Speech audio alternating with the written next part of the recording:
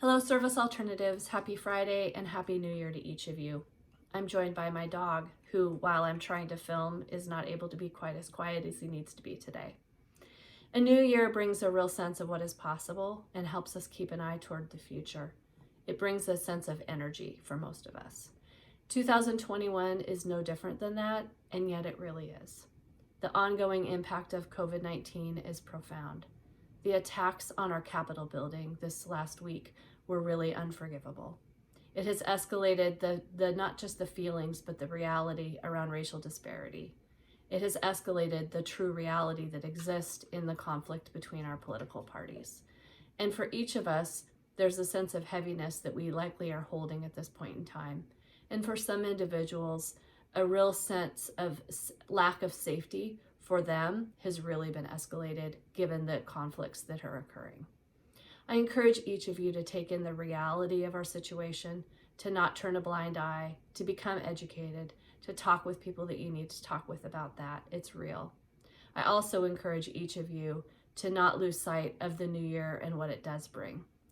I still encourage you to set those goals. Think about that quality that you want to embrace and really keep focused on what you can do and what you can control. The mission of Service Alternatives, advancing the potential of our communities, customers, and ourselves, really allows us each to contribute to the good in the world. And I, for myself, will continue to focus on what I can do while continuing to educate myself about these other issues that are truly real. The holidays were pretty great for many around SA. There were good stories about what's happened with clients, with employees and programs, and I'll share a few of those today. I have more that I'll share in coming weeks because there were some really neat things that happened. For one, Zuzana, the program manager at Tri-Cities, organized a door decorating contest in their office. She also arranged a Secret Santa program. And these were great ways that the program was able to really celebrate and appreciate the holiday season, even though they were not able to do their typical holiday gatherings. The program also dressed up and delivered wrapped presents to children and families, which of course is pretty energizing. Our Snohomish County Residential Services clients had a great time with a lot of decorating, cookie decorating, house decorating, and I hear that tree decorating was definitely a favorite. Some clients were able to actively participate in decorating trees. Others, due to mobility or other issues, made great supervisors, but were absolutely still involved. My favorite story out of Snohomish County has to do with clients and staff who made hearts in their neighborhood in the snow to show neighbors love. And anything any one of us can do to show love to the people around us right now really matters. And I love that our clients and our staff were a part of bringing smiles to their neighbors' faces. On top of the holiday stories, I really want to share something that Bobby Claudia shared with me that represents the work we are doing around Service Alternatives to really come together as one organization, to really maximize the strengths and the possibilities that we have by having the diversity of services, people, and geographies. And this is the story. There's a child that we've been serving in Walla Walla, and that child needed to transition to Vancouver. The child is moving into a permanent family situation by moving to Vancouver.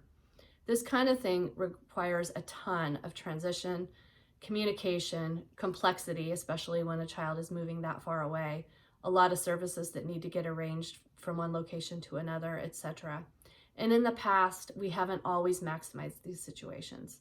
It's enough disruption for a child to have to move location. To also have to change agencies is even that more complicated. So I'm really proud of the fact that this child has been able to stay within Service Alternatives, which provides a level of continuity for them despite the disruption.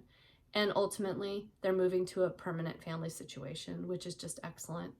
This is one of many, many stories that have been happening that really exemplify the way that our folks are coming together in terms of working together differently, bringing a level of consistency, being more curious about what is happening in other service areas and what they can learn from.